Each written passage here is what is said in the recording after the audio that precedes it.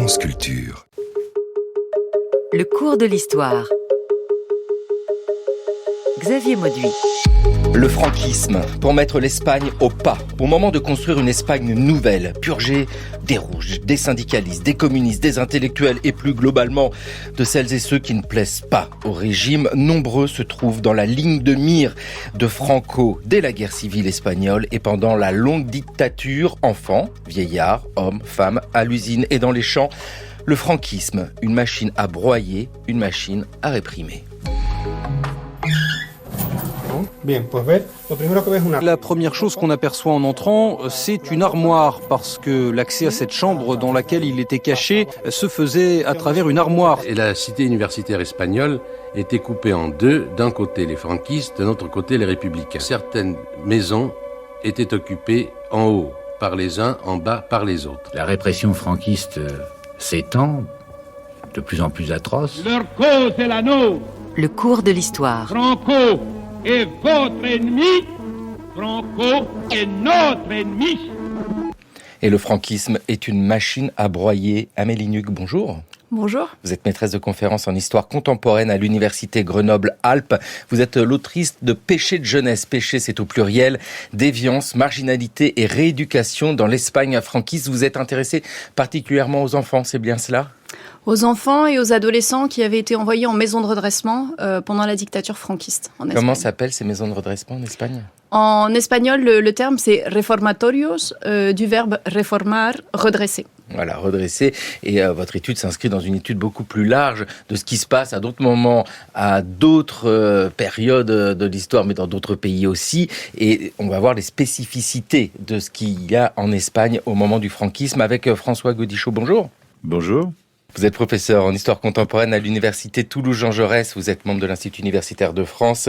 Et dans le regard que nous portons aujourd'hui sur la répression et le franquisme, il y a quand même un moment particulier à étudier, à réfléchir. C'est celui de la guerre civile espagnole qui commence en 1936. Une guerre, nous l'imaginons bien souvent, entre des soldats, des armées qui combattent. Une guerre civile, c'est plus compliqué. On peut dire que dès le début de la guerre civile, c'est-à-dire à l'été 1936, il y a de la répression, il y a la volonté de chasser parmi les civils ceux qui sont accusés d'être des rouges. L'horreur pour le franquisme. Oui, les rouges et pas seulement les rouges. Dans la litanie des ennemis du franquisme qu'on a entendu tout à l'heure, il manquait par exemple les libéraux. Le libéralisme est l'ennemi du franquisme. Toute doctrine ou vie politique fondée sur les droits de l'homme est désignée comme l'ennemi. Et c'est donc à ce titre que les franquistes déploient dès le départ de la guerre une politique d'extermination de l'ennemi collectif, c'est-à-dire pour eux de ce peuple républicain qui a commencé à s'épanouir dans un espace de liberté ouvert au début de la République en 1931. Oui, d'ailleurs, nous pouvons rappeler, en 1931, quand la République est proclamée, cela s'accompagne de nouveaux droits, de nouvelles libertés. Et ces libertés, ce sont celles qui sont les valeurs de notre République, François Gaudichaud. Oui, exactement. Le projet des Républicains en 1931, c'est de rendre les libertés réelles. Par exemple, de faire en sorte que les femmes soient les égales des hommes sur le plan juridique, donner le droit au divorce, donner le droit aux enfants nés hors mariage, les reconnaître, donner des véritables droits aux travailleurs, faire en sorte que les lois qui protègent les travailleurs soient appliquées localement et non pas détournés ou annulés par les petits pouvoirs de fait des notables locaux. Avec toujours le piège en histoire de regarder ce que nous étudions avec une loupe et de ne pas voir ce qu'il y a à côté. Au moment d'étudier Amélie Nuc, ces péchés de jeunesse, ces déviances, cette marginalité, ces centres d'enfermement pour les enfants, vous montrez bien qu'il existe déjà des centres dès les années 1920, c'est-à-dire la dictature de Ribera. Les maisons de redressement que j'ai étudiées ne sont pas spécifiques à l'Espagne et encore moins à l'Espagne franquiste. Ce type d'institutions disciplinaires, on les trouve dans beaucoup de pays européens, beaucoup de pays d'Amérique du Nord. Ils sont créés souvent à la fin du 19e siècle, au début du 20e siècle, parce qu'on veut désormais considérer ces mineurs comme des victimes, que du coup, il ne faut pas tant punir que rééduquer, parce qu'ils sont victimes surtout de leur environnement familial. Donc finalement, des maisons de redressement naissent en Espagne, mais elles naissent aussi en France, elles naissent en Italie, elles naissent en Allemagne, en Amérique du Nord. Donc ce que j'avais essayé moi d'étudier, c'était justement ce que le franquisme en faisait. On avait là un exemple d'institution qui existait ailleurs, qui avait une vocation philanthropique au départ, puisque l'idée des philanthropes, des réformateurs du 19e siècle, c'est de sortir les jeunes des prisons pour les considérer comme des victimes, comme je le disais, et les aider. Et mon idée, c'était de voir, dans le contexte que François Gaudichaud vient de décrire, de la guerre civile et de la postguerra, de l'après-guerre, comment la dictature se servait ou pas de ces institutions. Alors, est-ce qu'elle en faisait un usage politique, un usage spécifique, ou est-ce qu'elle continuait à faire comme les régimes précédents avaient fait? François Gaudichaud, vous avez utilisé le mot exterminer, extermination de tous ces opposants. C'est un projet politique de la part de Franco et de ceux qui sont autour de lui?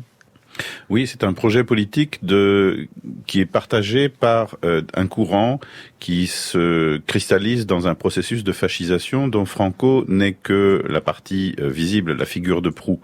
Et il s'agit véritablement d'exterminer ce qu'ils appellent l'anti-Espagne, c'est-à-dire ce qui ne correspond pas à leur fantasme d'une Espagne éternelle, essentiellement catholique. Et cette extermination passe bien évidemment par des massacres de personnes, mais aussi par le redressement de tous les autres. Et je veux dire que le redressement des enfants et des adolescents, dont parlait à l'instant Amélie, sous le franquisme, vient se placer dans un processus de redressement de toute la population qui n'est pas alignée avec le régime et qu'ils appellent un processus de rédemption où on classe, on fiche par millions les Espagnols pour savoir lesquels réprimer et sur qui faire exercer des violences pour provoquer cette rédemption et ce retour vers le troupeau de l'Espagne éternelle, le troupeau catholique. Amélie Nuc, ces enfants d'ailleurs en soi n'ont pas d'engagement politique et pourtant, et c'est là où nous saisissons tout ce que l'on vient d'entendre et que nous disait François Gaudichaud est important, c'est essentialiser l'ennemi. Être enfant de communiste fait de vous un communiste potentiellement dangereux. Alors, il n'y a en effet pas d'opposants politiques dans les maisons de redressement en raison de la législation franquiste. L'une des principales lois sur lesquelles s'appuie la répression franquiste, c'est la loi de responsabilité politique qui est adoptée juste avant la fin de la guerre civile, en février 1939, et qui s'exerce par cette répression franquiste s'exerce notamment par le biais de la justice militaire, des cours martiales. Et donc, un adolescent opposant au régime, dès l'âge de 14 ans, est traduit devant ces cours martiales. Donc, ils ne sont pas envoyés en maison de redressement, mais c'est normal. Ça correspond à cette caractéristique de la répression franquiste, de passer par la justice militaire, d'être organisé par l'État.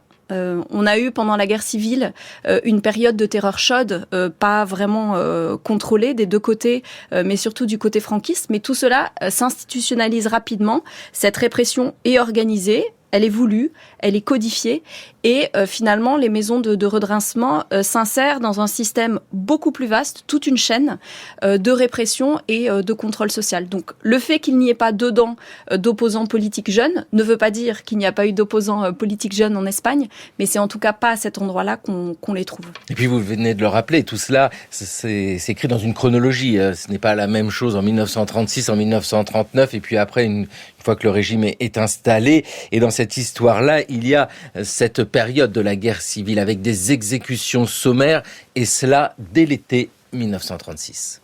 Et ce serait pas parce qu'à une époque, il était mêlé à des histoires politiques? De la politique, Miguel, on en a tous fait. Vous le premier, non? Je sais pas. Il a peut-être fait une bêtise, une folie. Il était imprudent. Et maintenant, Franco, à Madrid, il n'y a personne. Vive l'Espagne! Vive l'Espagne! À la vôtre! Attilano, une folie? Il n'y a pas plus naïf que lui. Bon, il faut qu'on aille à la mairie, ou plutôt au bureau du gouvernement central, qu'il nous donne une explication. Et vous pensez vraiment qu'ils vont vous la donner? À moi, oui, bien sûr. Pourquoi? Parce que vous êtes Miguel de Unamuno? Pensez à Garcia Lorca à Grenade. Non, ce sont des rumeurs de l'autre camp. Miguel, redescendez un peu sur terre, s'il vous plaît. Garcia Lorca, ils sont venus le chercher chez lui et puis ont tiré dessus. Non. Ils l'ont dit à la BBC. À la BBC? Oui. Vous ne vous raconte qu'il ne s'agit pas d'un retour à l'ordre. C'est du fascisme, tout comme en Italie ou en Allemagne.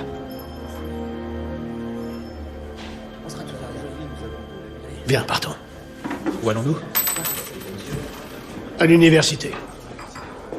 Et l'université, en l'occurrence, c'est celle de Salamanque. Nous étions dans le film Lettre à Franco, ce film d'Alejandro Amenábar en 2019, où nous croisons ce personnage absolument extraordinaire, Miguel Unamuno, qui est un poète, est un dramaturge et qui a prononcé en octobre 1936 un discours demeuré célèbre où il s'oppose. Mais octobre 1936, et nous l'entendons dans cet extrait, c'est quelques mois après le coup d'État de Franco, Miguel de Unamuno. C'est une conscience qui s'éveille en écho à la mort d'autres poètes, d'autres intellectuels. Federico García Lorca a été évoqué ici. Amélie Nuc, ses premiers temps de la guerre, c'est cela aussi. Ce sont des exécutions qui ciblent des poètes, par exemple. Donc on retrouve bien cette idée d'exterminer complètement les ennemis. Oui, mais vous trouveriez l'équivalent de l'autre côté, c'est-à-dire que chaque camp, alors pas en termes forcément de violence et d'organisation de la violence, mais en tout cas, chacun des deux camps, le camp républicain et le camp des nacionales, des nationaux, des nationalistes, le camp franquiste, même si au départ, Franco n'est pas le meneur des putschistes, chaque camp a ses martyrs, et en effet, García Lorca, son équivalent dans le camp franquiste, ce serait José Antonio Primo de Rivera, qui est le fondateur de la Phalange, ce qui va devenir ensuite le parti unique, qui est fusillé par les républicains et qui devient donc réellement le martyr et celui dont on va commémorer la mort, et il est mort un 20 novembre également. Donc c'est la mort de ce martyr et de beaucoup d'autres martyrs qui sera célébrée ensuite durant tout le reste du franquisme. Avec là pour le coup un équivalent qui n'est pas vrai, c'est-à-dire que toutes les figures du camp républicain qui sont victimes de la répression et qui meurent durant la guerre civile voient leur mémoire complètement oblitérés. Et ils n'ont plus le droit de citer, on n'en parle pas dans l'Espagne franquiste. Et justement, tout le mouvement de récupération de la mémoire historique qui naît en Espagne à partir des années 2000 vise justement à réhabiliter, à réécrire une histoire de la guerre civile et du franquisme qui a été complètement tue pendant toutes les années de la dictature. Et ce dont il faut bien avoir conscience, c'est que c'est une dictature qui dure longtemps. Elle naît pendant l'entre-deux-guerres, mais avec le Portugal de Salazar, c'est la seule dictature en Espagne qui dure aussi longtemps. Puisque Hitler et Mussolini meurent, Franco, lui, reste, et il reste au pouvoir jusqu'en 1975. Quasiment 40 ans de dictature, c'est une génération et demie qui se succèdent. Oui, c'est pour ça que ce moment franquisme dans le XXe siècle est très particulier. Et la question que nous nous posons sans cesse, c'est pourquoi cela a pu durer. C'est ce que, dans la série du cours de l'histoire, Franco, une histoire du franquisme, nous essayons de décrypter. François Gaudichaud, au moment d'évoquer ces meurtres premiers, ces assassinats dès l'été 1936, et Amélie Nuc nous rappelle avec justesse que c'est dans les deux camps qu'on va retrouver des formes d'assassinat, mais on a quand même ici la matrice originelle de cette violence qu'est le franquisme, et je l'entends dans un contexte de guerre civile où de l'autre côté, il y a aussi des assassinats. Oui, alors la guerre civile, c'est une conséquence de l'échec du coup d'État. Et le coup d'État du 18 juillet 1936 part tout de suite avec des listes de personnes à éliminer. Et une terreur qui est planifiée, qui est de plus en plus planifiée au fur et à mesure que la guerre s'étend et de plus en plus systématisée. De l'autre côté, l'État s'écroule. La police et l'armée sont en quelque sorte dissoutes et le front ne passe pas immédiatement entre deux parts du territoire espagnol, mais le front est partout. Et donc, une bonne partie des victimes de droite de la violence en réponse au coup d'État sont des victimes dans le contexte d'un front dont on ne sait pas exactement où il est, on ne sait pas exactement qui est l'ennemi, quel adversaire peut devenir un ennemi qui risque de vous tuer. Donc, c'est une violence du côté républicain qui est très largement liée à la définition du front. Du côté franquiste, en revanche, elle est planifiée Elle fonctionne à partir de listes et elle se développe comme un véritable rouleau compresseur avec des supplétifs qui sont les milices phalangistes et carlistes, mais toujours contrôlés par l'armée. Il y a toujours un contrôle et de plus en plus avec un système d'occupation progressive du territoire au fur et à mesure que la résistance républicaine cède du terrain et que le territoire républicain finit par disparaître. Et cette résistance continue après 1939. Il faut bien voir que ce qu'on appelle la guerre ne se termine pas complètement en 1939, loin s'en faut. Il n'y a plus d'armée républicaine, mais il y a toujours une résistance dans un certain nombre de régions, de forêts, de montagnes.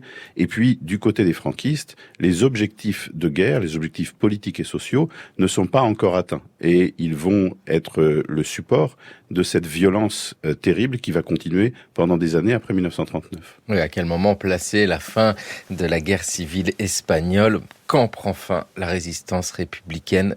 Joseph Kessel, le grand reporter, l'écrivain, l'aventurier. Quand la province de Barcelone a été prise et qu'on ne pouvait plus accéder au territoire républicain que par le port de Valence, car il n'y avait plus qu'un couloir qui allait de la côte du Levant, c'est-à-dire la province de Valence jusqu'à Madrid, j'ai pu prendre place à bord d'un torpilleur français qui allait ravitailler les consulats français de Valence et de Madrid. J'ai débarqué là et j'ai suivi tout le front des deux côtés de ce couloir. Mais nous étions arrivés à ce moment, à la fin de la résistance républicaine. La situation était statique. Il y avait des tranchées qui défendaient tant bien que mal ce territoire qui résistait le dernier. Et on attendait l'attaque, c'était tout. De même à Madrid. À Madrid, le front principal était constitué par la cité universitaire. Et la cité universitaire espagnole était coupée en deux, d'un côté les franquistes, de l'autre côté les républicains. C'était un enchevêtrement inextricable parce que certaines maisons étaient occupées en haut par les uns, en bas par les autres. Joseph Kessel qui s'exprimait en 1956 à propos de la fin de la guerre civile espagnole. Nous savons qu'elle débute en juillet 1936, c'est le coup d'État franquiste. Et nous pourrions dire, François Gaudichaud, qu'elle se termine en avril 1939. En tout cas, c'est ce que Franco déclare. Alors vous, bien sûr, avec le regard de l'historien, vous remettez cela en question. Oui, c'est une discussion qui a lieu parmi les historiens de cette période. Un certain nombre tiennent à l'idée que la guerre civile se termine en 1939, et d'autres, dont je suis, pensent qu'il faut revoir cette date, tout simplement parce que en avril 1939, le communiqué de l'état-major franquiste dit « Les armées du généralissime ont atteint leurs derniers objectifs militaires ». Mais cette guerre n'était pas seulement une guerre militaire. Cette guerre était une guerre, dès le départ, politique, sociale et religieuse. Et donc, les objectifs, ces derniers, continuent. Et dès le lendemain, sur la radio nationale franquiste, un message est lancé à tout le pays. Espagnol, attention, la guerre n'est pas finie. Et les phénomènes de terreur, de violence, de massacres, les dizaines de milliers d'assassinats couverts par des conseils de guerre que l'on trouve à partir de avril 1939 dans les provinces qui viennent de tomber dans les mains des franquistes relèvent du même type de violence que celle qui a été perpétrée dès l'été 1936 dans les provinces qui sont immédiatement tombées entre leurs mains. Oui, par la répression qui continue à Mélénuc, on peut dire que la guerre civile espagnole se poursuit d'une autre manière, évidemment, après 1939 ? C'est une manière de poursuivre la guerre par d'autres moyens. En effet, le 1er avril 1939 signe, comme le disait François Gaudichaud, la fin des opérations militaires. Mais Franco et les gens qui sont autour de lui considèrent qu'en effet, le travail n'est pas terminé et que pour annihiler véritablement la République et tout ce qu'elle représente, c'est-à-dire la lutte des classes, le matérialisme, l'irréligion, le libéralisme, la franc-maçonnerie, enfin tout ce que aborde véritablement le camp franquiste, il faut continuer ce qui a été entamé pendant la guerre civile. Et véritablement, il n'y a aucune volonté de paix, de réconciliation. Donc l'idée, c'est de constituer une communauté nationale de laquelle soit vous faites partie, soit vous êtes exclu. Vous avez pu être victime aussi d'arrestations, de tortures, d'exécutions, envoyé en prison, envoyé en camp de concentration. Mais existe malgré tout la possibilité d'une rédemption, d'une réhabilitation, si vous vous soumettez à un certain nombre de traitements rééducatifs ou de redressement. Mais il faut véritablement voir la guerre civile comme l'affrontement de deux modèles, de société, de deux visions du monde.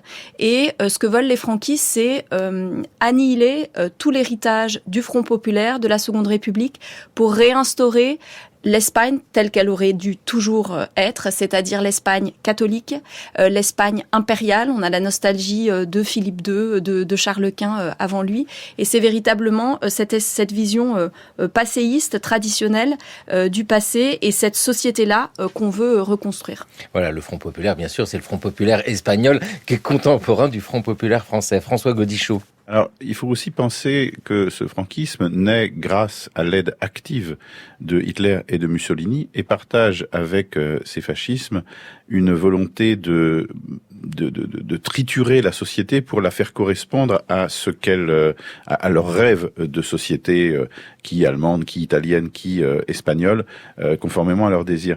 Et donc, cette trituration de la société passe par le fait de détruire la société existante telle qu'elle ne leur plaît pas, pour en construire une autre.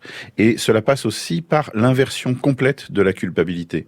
Pensez que les franquistes, dans les conseils de guerre, jugent et condamnent les républicains pour rébellion ou aide à la rébellion, quand ce sont eux-mêmes qui se sont rebellés. De la même manière, la rédemption, c'est faire en sorte que les prisonniers républicains se fassent pardonner des crimes imaginaires, des crimes qu'ils n'ont pas commis, puisque ce sont eux les victimes de cette terreur franquiste. Et cette rédemption, elle est aussi un chemin de conversion. Il s'agit de convertir de nouveau l'Espagne, puisque Franco et ses alliés considèrent cette guerre comme une croisade, dans le sens le plus radical du terme. Dites-nous, François Gaudichaud, vous êtes l'auteur d'un ouvrage consacré à la guerre d'Espagne, c'est d'ailleurs le titre, La guerre d'Espagne, chez Odile Jacob.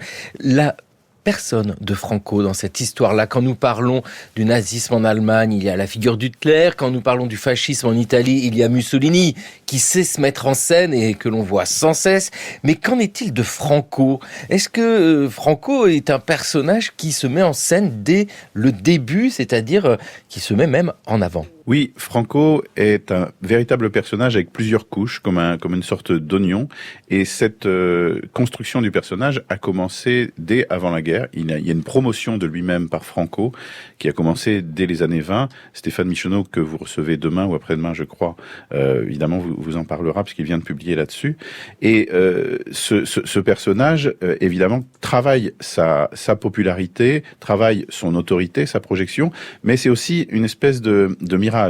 De la même manière qu'en Allemagne et en Italie, le personnage du dictateur, se concentrer sur le personnage du dictateur, c'est en quelque sorte personnaliser l'analyse du régime d'une façon qui nous fait perdre de vue les logiques profondes du régime. Et donc à se concentrer sur ce personnage qui n'est rien d'autre qu'une figure de proue, eh bien on a tendance à oublier les racines profondes et les complicités très profondes de cette terreur.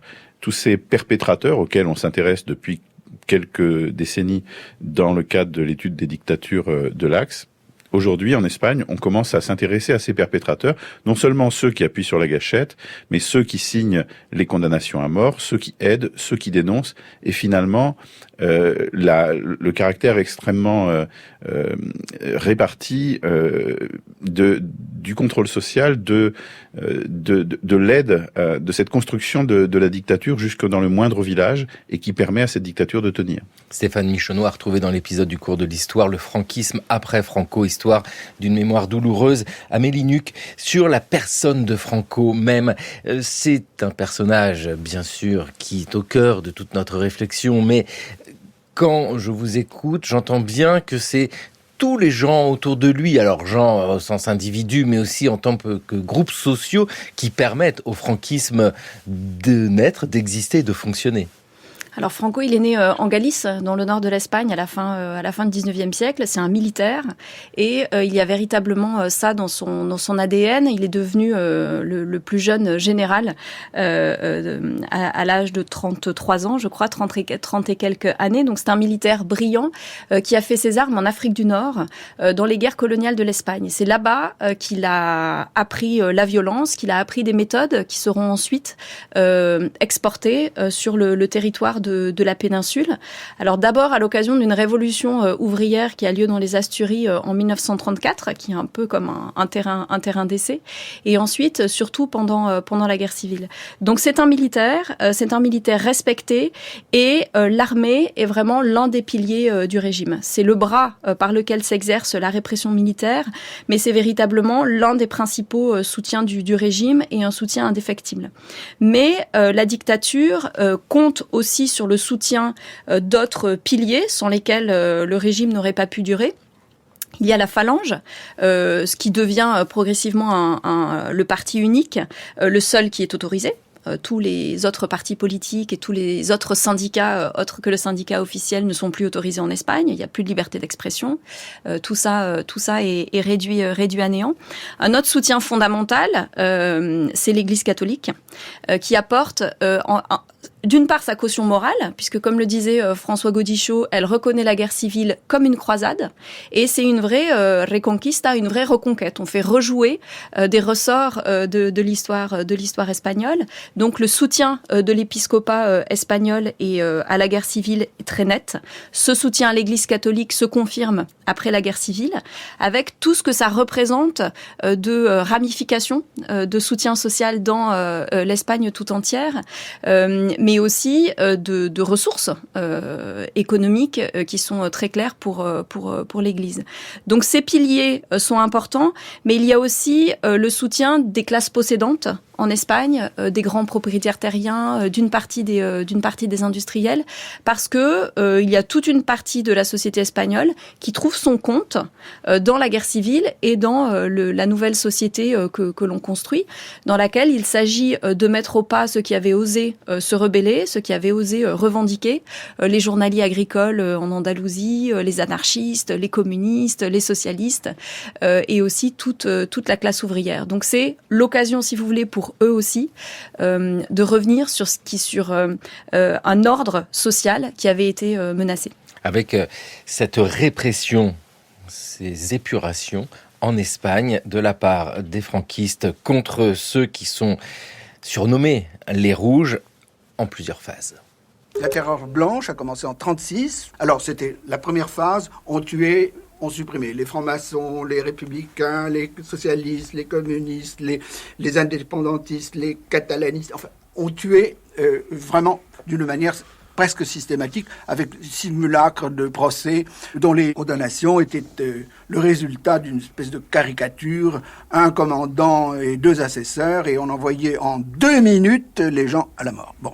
Ensuite, 38, 39, c'est-à-dire fin de la guerre, la répression se poursuit, et 39, 42, 43. Alors ça, c'est l'horreur des horreurs, parce qu'au lieu de faire preuve de la plus élémentaire notion de charité chrétienne et de pardon, Franco s'attaque à tous les prisonniers de guerre qui ont été pris dans les nasses, et on a, d'après les estimations qui ont été faites, ces comptabilités sont macabres, funèbres, effroyables. Les exécutions capitales à l'aube dans les prisons atteignent le chiffre de à peu près 100 000 personnes, auxquelles viennent s'ajouter à peu près 100 000 autres et exterminés entre le début de la guerre civile et la fin de la guerre civile, ce qui fait qu'on arrive à 200 000 fusillés à peu près, et l'intensité de la répression était telle que les gens qui ne pouvaient pas se raccrocher à des réseaux clandestins, qui n'avaient pas de plan, qui ont cherché la solution individuelle de leurs problèmes pour échapper à la mort qui les aurait frappés s'ils étaient tombés dans les mains de la garde civile ou des divers organismes de répression. Georges Soria, en 1979, Georges Soria, qui a été historien, mais surtout, en ce qui nous concerne, correspondant pour le journal communiste L'Humanité pendant la guerre civile espagnole, avec un regard plutôt côté Moscou, plutôt côté Staline. François Gaudichaud, dans l'évocation que l'on a entendue ici de ces différentes phases de répression, déjà nous sommes sidérés par le nombre de morts, de gens fusillés et de corps non retrouvés parce que dans des fosses communes, et puis toutes celles et ceux qui restent et qui doivent se cacher. Oui, alors les chiffres donnés par Georges Soria, c'est intéressant parce qu'ils sont assez proches de ce que le consensus historien aujourd'hui a établi, c'est-à-dire 120 000 personnes assassinées du côté franquiste entre 36 et 39, plus 30 000 après 1939, qui est un minimum, puisque très souvent, quand on travaille à partir de ces chiffres pour tel et tel village, en allant dans le village, en faisant une enquête approfondie, on en trouve d'autres, beaucoup d'autres quelquefois, si bien que il y a une marge de progression de ce chiffre macabre, et il y a aussi effectivement ces dizaines de milliers de disparus qui sont susceptibles de grossir le chiffre, sans compter après un autre type de mortalité qui relève de la répression, c'est celle de la maladie et des mauvais traitements dans les prisons, là aussi, et dans les camps de concentration, des dizaines de milliers de morts qu'il faudrait comptabiliser de manière rigoureuse. Et puis, dernièrement, les collègues espagnols ont travaillé sur la famine qui frappe l'Espagne dès le début des années 40 et qui est liée à la politique économique et à la politique de répression du franquisme, et qui fait au début des années 40 200 000 morts. Donc c'est un bilan absolument atroce qui est celui véritablement de ce rouleau compresseur de la répression. Amélie Nuc, cette image du rouleau compresseur fonctionne bien pour le franquisme dès 1939, mais on l'entend bien, c'est-à-dire que dès 1936, après le coup d'État, il y a cette volonté d'extermination, mais une fois que les républicains sont vaincus, il n'y a plus de place possible à toute forme de contestation, en tout cas dans l'idéal franquiste. Et le rouleau compresseur est très très très très lourd. Il est très lourd et l'une des expressions canoniques qui a été utilisée par l'historiographie pour décrire la situation, c'est de dire que l'Espagne est une immense prison. Donc en effet, les prisons débordent, il y a des camps de concentration, des exécutions sommaires, tout le monde est concerné, les femmes aussi, les prisons pour femmes sont bondées, les conditions de vie y sont en effet dantesques, la mort par maladie à l'intérieur des prisons est aussi une réalité. On est condamné dans des procès très sommaires, c'est comme ça qu'ils sont définis, sans la présence d'un avocat. Donc en effet, la répression est extrêmement sévère, mais c'est l'ensemble de la vie quotidienne d'une grande partie de la population qui est en effet impactée. Et comme le disait François Gaudichaud, être membre des classes populaires et vivre en Espagne dans les années 1940, ça veut souvent dire être soi-même victime de la répression franquiste, de mécanismes de contrôle social, mais aussi avoir une vie quotidienne qui est extrêmement précaire, extrêmement fragile. Il faut s'imaginer que donc la fin de la guerre civile correspond au début de la Seconde Guerre mondiale dans le reste de la 1939, chronologie. Mais oui. Donc on a là un pays qui est dévasté, qui est détruit. Une partie des logements ont été bombardés, sont détruits. Les pensionnaires des maisons de redressement que j'ai étudiées vivent souvent dans des baraques, dans des grottes, vivent à plusieurs dans des appartements qui ont été reloués. Donc des difficultés pour se loger, des difficultés pour s'habiller, des difficultés pour se nourrir, avec des conséquences aussi secondaires de la répression, l'épuration dont est victime une partie de la fonction publique, et notamment les instituteurs et les institutrices qui sont à raison souvent considérés comme l'un des rouages du régime républicain, du libéralisme, du parlementarisme. Donc, ces gens-là n'ont souvent plus le droit d'enseigner. Donc, ces mécanismes de rééducation irriguent aussi l'enseignement primaire et l'enseignement secondaire. Et la faim est une réalité qui, en effet, est désormais documentée par les historiens et les historiennes. Et c'est pas forcément une image familière que nous, on peut avoir ici de l'Espagne en France, France, on peut s'imaginer la guerre civile parce que les brigades internationales, Franco, enfin, on a la littérature et le cinéma qui ont beaucoup documenté ça. Mais on peut aussi recourir justement à la littérature et au cinéma pour se faire une image de ce qu'a pu être la vie quotidienne dans l'Espagne de l'après-guerre, notamment la vie des enfants et des adolescents qui, dans les romans de quelqu'un qui s'appelle Juan Marcé, par exemple, jouent avec des bombes qui n'ont pas explosé, dans des terrains vagues en ruine et qui sont victimes de maladies qui avaient auparavant disparu. Donc une vie quotidienne qui est vraiment très précaire. François Gaudichaud, sur la situation de l'Espagne. Alors en 1939, c'est évidemment le début de la Seconde Guerre mondiale. Pour le Franco, en tout cas, c'est la fin de la guerre civile, mais c'est un pays détruit.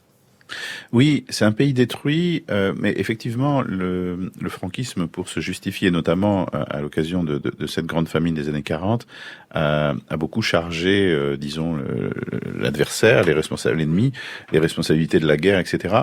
Quand c'est lui qui organise une politique autarcique, qui, évidemment, fait avec ce qu'il a, mais une politique autarcique qui est une catastrophe pour les Espagnols. Mais je voudrais revenir sur la question de l'immense prison pour aller un peu plus loin et permettre aux auditeurs de comprendre cette idée que non seulement il y a une centaine de concentrations, il y a des centaines de prisons habilitées, on les appelle comme ça, c'est d'anciens cinémas, couvents, etc., qui servent de prison, mais il y a aussi ce système de la rédemption qui fait que si un prisonnier ne se comporte pas bien, par exemple, s'il ne suit pas les pas indiqués pour sa conversion, son retour vers le catholicisme, et ce sont des pas qui sont indiqués par des chapelains de prison jésuites auxquels on peut difficilement mentir sur la question de la foi, si on l'a retrouvée ou pas, eh bien, si le prisonnier se comporte mal, sa famille dans le village, sa femme, ses enfants, vont subir encore plus de vexations, encore plus de violence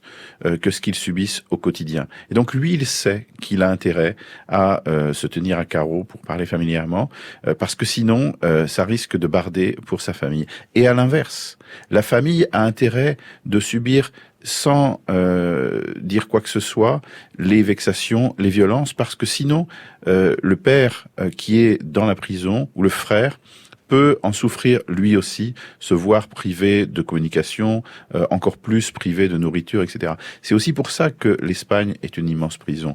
Il y a les prisonniers dans les prisons, et puis il y a cette surveillance du quotidien, cette surveillance permanente, qui va au-delà du fait que presque tout le monde est fiché, et qui se matérialise par cette humiliation, qui se matérialise par la faim qui pèse précisément sur ceux qui sont considérés comme n'aimant pas le régime, c'est-à-dire hostiles au régime.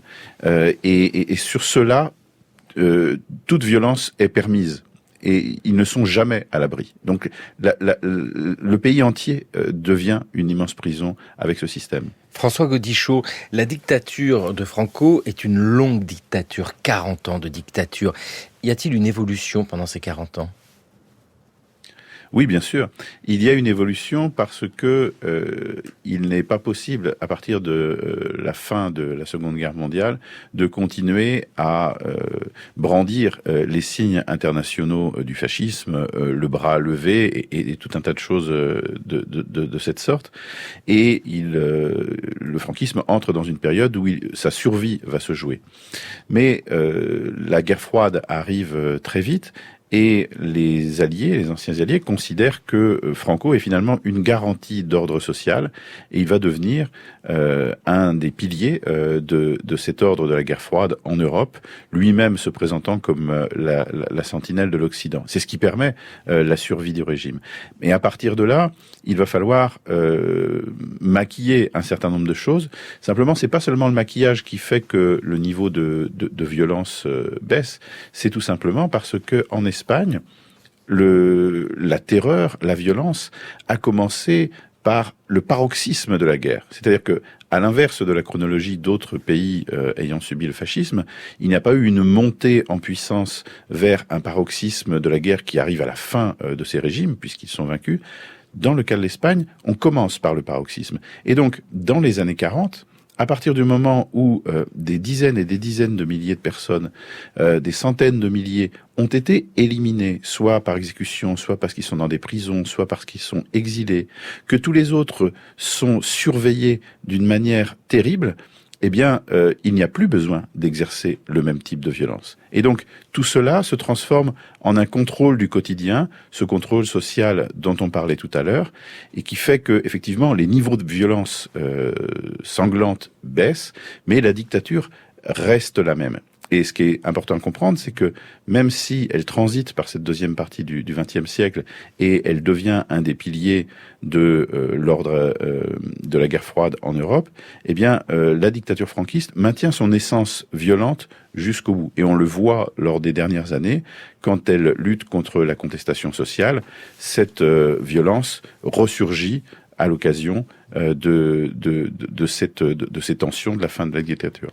Mettre l'Espagne au pas, le franquisme, une machine à... C'était par Chabela Vargas, qui est ici parmi ces vieilles chansons espagnoles retrouvées par Federico García Lorca, qui fait partie de ce qui, à la fois, construit cette image d'une Espagne ancienne, mais pas du tout dans la vision du franquisme. Et c'est cela qui nous intéresse aujourd'hui, c'est savoir comment le franquisme, dans son rêve une Espagne à la fois nouvelle et éternelle, a pu imposer ses idées. Et le mieux, on le sait bien en dictature, c'est de s'y prendre dès l'enfance. Amélie Nuc, comment avez-vous étudié ces péchés de jeunesse ? Parce que dans votre ouvrage, Péchés de jeunesse, publié aux presses universitaires de Rennes, on sent que vous avez traversé tous ces dossiers individuels. Et c'est d'ailleurs très touchant d'avoir ces jugements sur des enfants ou des jeunes personnes, mais tellement dure et discriminante. Quelle est la spécificité du franquisme à l'égard de cette jeunesse considérée déviante ? Alors d'abord, pour travailler sur ces institutions, il a fallu beaucoup transpirer, il a fallu en retrouver les archives, ce qui n'était pas une chose aisée, dans la mesure où ces maisons de redressement étaient tenues par des congrégations religieuses, surtout une congrégation principale, la congrégation des tertiaires capucins, qui est fondée à la fin du 19e siècle justement pour redresser la jeunesse, et qui est très jalouse de ces archives, qui de fait la plupart du temps ne me les a pas ouvertes. Vous le dites tout de suite dans l'introduction. Voilà. Donc j'ai travaillé sur les 2 maisons de redressement pour lesquelles je suis arrivée à retrouver la documentation. Et en effet, ça a été l'occasion de plonger dans des dossiers personnels, donc d'enfants, d'adolescents, qui ont pour seul point commun d'avoir passé une période dans ces institutions disciplinaires. Alors, qu'est-ce qu'elles avaient de spécial par rapport à des maisons de redressement, de correction qu'on peut trouver en France à la même époque ? Il y a des caractéristiques communes, mais des points particuliers. D'abord, l'omniprésence de l'Église catholique, même si des maisons de correction en France, par exemple, surtout lorsqu'elles accueillent des filles dans la première moitié du XXe siècle, sont confiées au secteur catholique. Dans le cas de l'Espagne, c'est absolument massif. Une place très importante accordée à la religion dans la rééducation aussi.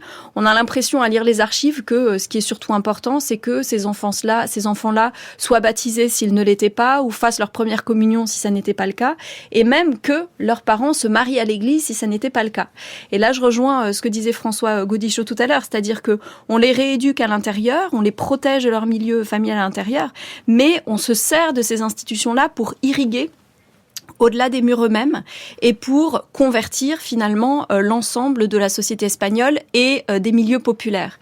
Puisque quand même l'une des caractéristiques de ces pensionnaires-là, c'est qu'ils viennent de milieux sociaux qui sont fragiles. On a beaucoup d'enfants de migrants intérieurs parce qu'il y a des très forts courants migratoires en Espagne, des régions les plus pauvres des Castilles, du sud de l'Espagne, de l'Estrémadure, vers les grandes villes et vers les régions urbaines.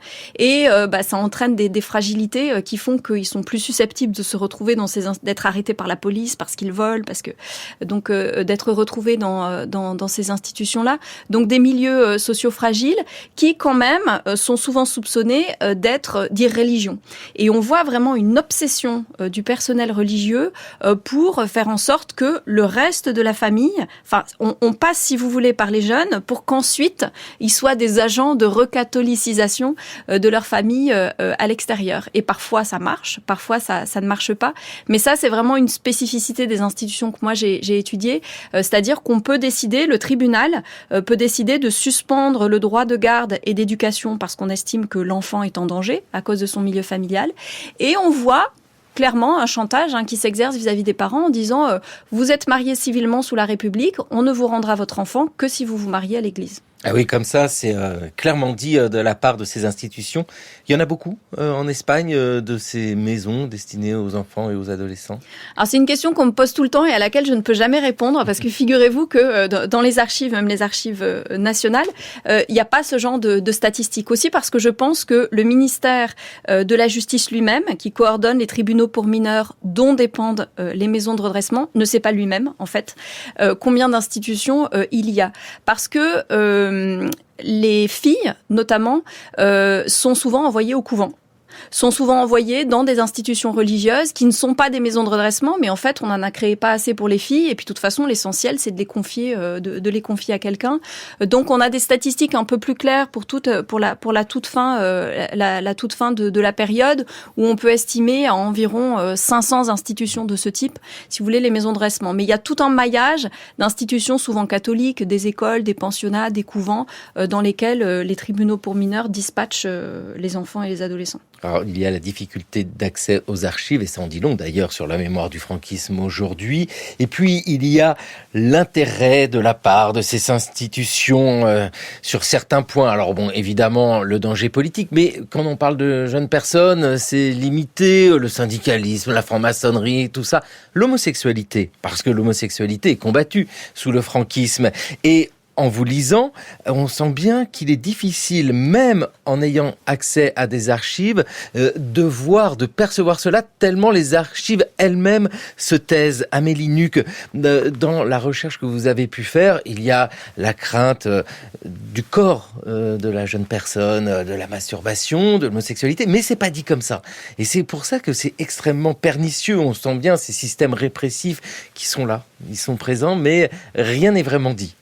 Alors, on veut discipliner les corps, ça c'est absolument certain. Alors, dans les archives auxquelles moi j'ai eu accès, qui sont essentiellement des dossiers personnels, qui ne sont pas vraiment des archives du quotidien, ça n'apparaît pas. Mais j'ai quand même fait des entretiens avec d'anciens pensionnaires de maisons de redressement dans laquelle cette crainte de la sexualité ressort. Un témoin dit que on entendait l'homosexualité la nuit.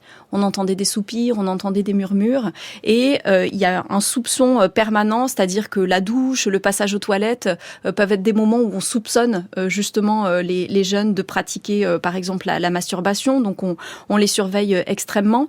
Mais cette obsession du sexe est malgré tout présente dans les archives, notamment de la maison de redressement valencienne que j'ai étudiée, qui comporte une section pour filles. La directrice ne parle que de ça, enfin parle en tout cas beaucoup de ça, parce que on a très peur des filles, par exemple, qui ont fugué, qui reviennent et qui peut-être ont eu des relations sexuelles. Donc on vérifie si elles sont vierges ou pas à leur retour dans la maison de redressement. On vérifie leur intégrité, dit-on. Et ensuite, on les met souvent à part parce qu'on a peur qu'elles disent aux autres pensionnaires ce qu'elles ne devraient pas apprendre. Et la directrice, on voit dans les archives qu'elle est aussi obsédée par l'inconduite et la sexualité des membres de la famille des jeunes filles. Donc là encore, on essaie d'aller au-delà des murs de la maison de redressement. Et il y a des scènes hallucinantes où le policier du tribunal a pour mission d'aller surprendre en pleine nuit les parents de tels mineurs parce qu'on pense qu'ils vivent en concubinage. Ou alors on surveille aussi le maquillage.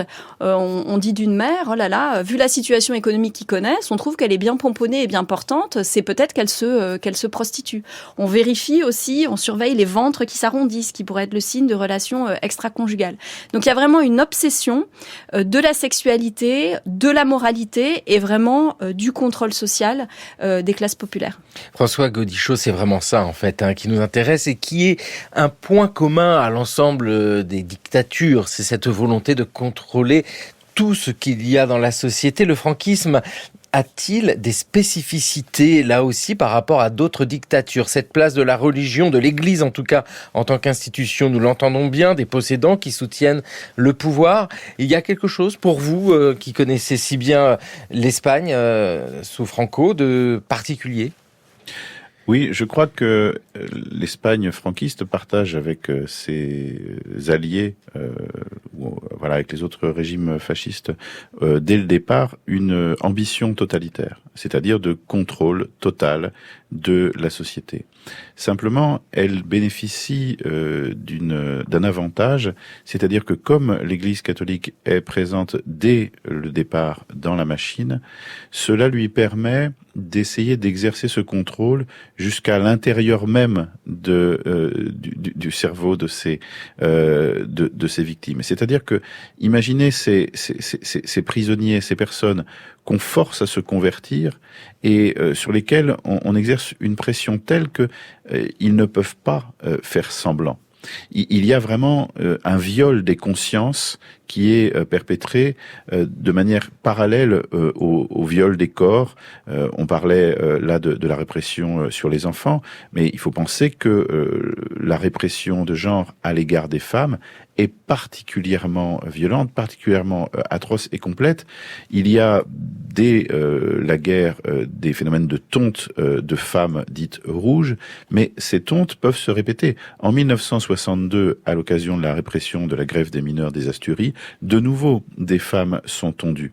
Et puis cela s'accompagne d'un dispositif qui a été étudié pour d'autres périodes et d'autres pays, mais qui est particulièrement saisissant. Je me rappelle dans la thèse d'une collègue qui s'appelle Maud Joly, qui a travaillé sur ces tontes, du cas d'une femme qui, tondue, nue sur la place du village, est forcée à récurer le parvis de l'église. À cette femme, on lui a fait 2 grandes entailles dans les genoux et on a réparti du gros sel sur le parvis de l'église pour que la souffrance soit complète, soit la plus totale possible. Et donc voilà, c'est ça cette volonté de contrôle.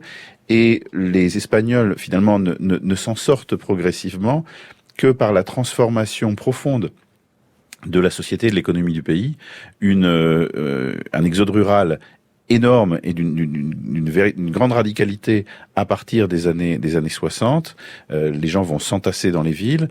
Les villages, qui sont les lieux les pires du contrôle social, sont désertés, mais aussi parce que les gens ont faim. Donc voilà, il y a cette transformation du pays qui permet aussi à certains d'échapper à ce contrôle total, soit en allant dans la ville, soit ensuite en migrant. C'est-à-dire qu'il y a beaucoup de migrations dites économiques vers la France ou d'autres pays qui sont liées aussi à ces aspects politiques, même si elles ne s'expriment pas avec des raisons politiques. Oui, parce que on peut parler de lavage de cerveau, François Gaudichaud. Dans cette histoire qui nous intéresse, il y a la temporalité. Mais en histoire, c'est toujours de la temporalité. 1936, 1939, 1975, et on pourrait peut-être prolonger quelques années encore. Il y a des générations. Il y a des enfants qui ont grandi entièrement dans le franquisme.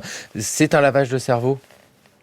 Oui, je pense que c'est un lavage de cerveau. À la fois, il y a du lavage de cerveau individuel, mais il y a aussi un lavage de cerveau collectif, au sens où le silence devient une condition de la survie.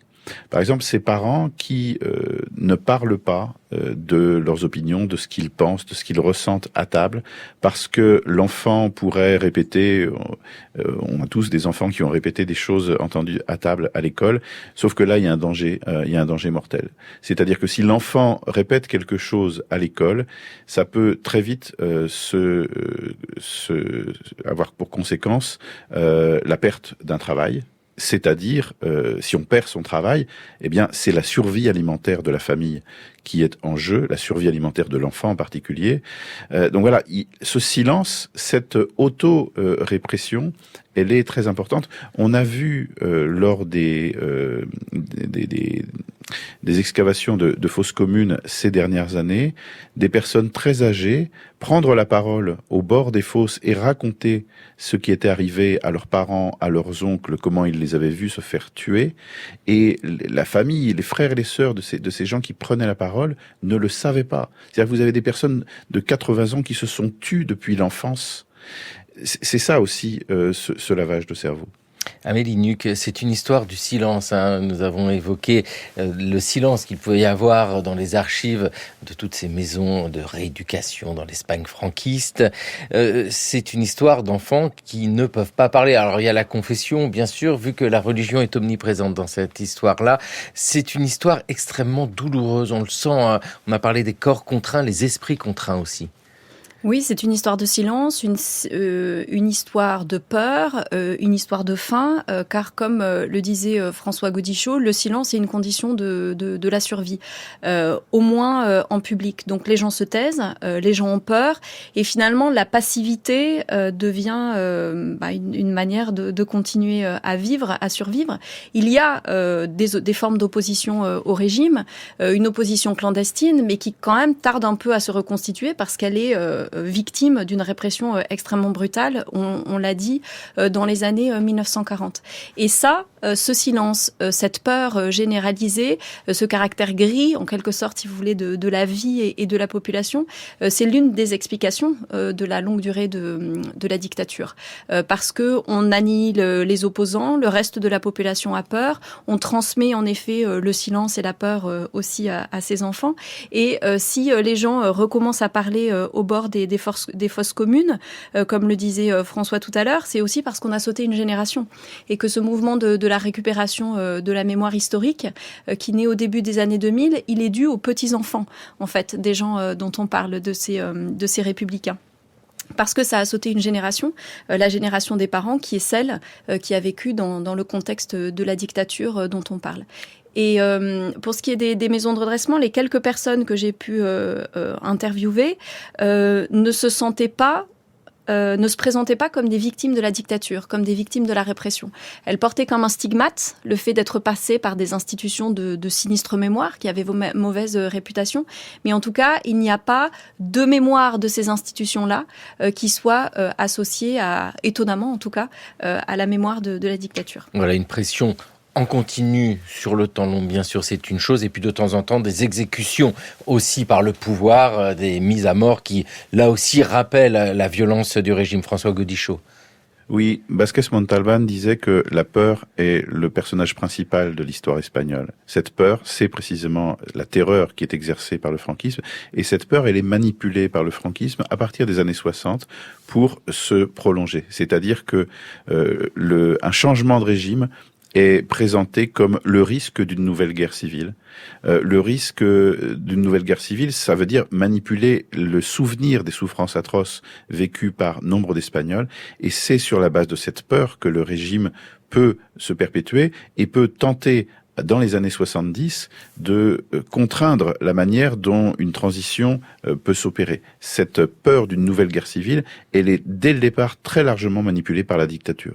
Merci beaucoup à tous les deux de nous avoir expliqué ces mécanismes de la peur, ce mécanisme de la rééducation.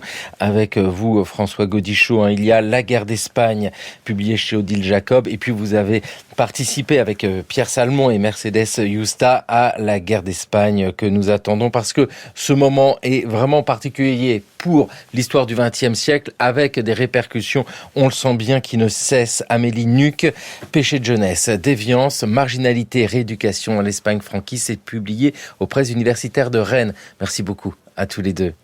Prochain épisode dans le cours de l'histoire, une dictature qui dure dans la fabrique de l'État franquiste. L'Espagne se souvient. Madrid célèbre le 8e anniversaire de la fondation de la Phalange. À cette occasion, une retraite au flambeau parcourt les rues de la capitale et se dirige vers l'Escurial. En cette même nuit de souvenirs, M. Serrano Suñer, ministre des Affaires étrangères d'Espagne, dépose 5 roses symboliques sur la tombe de Primo de Rivera.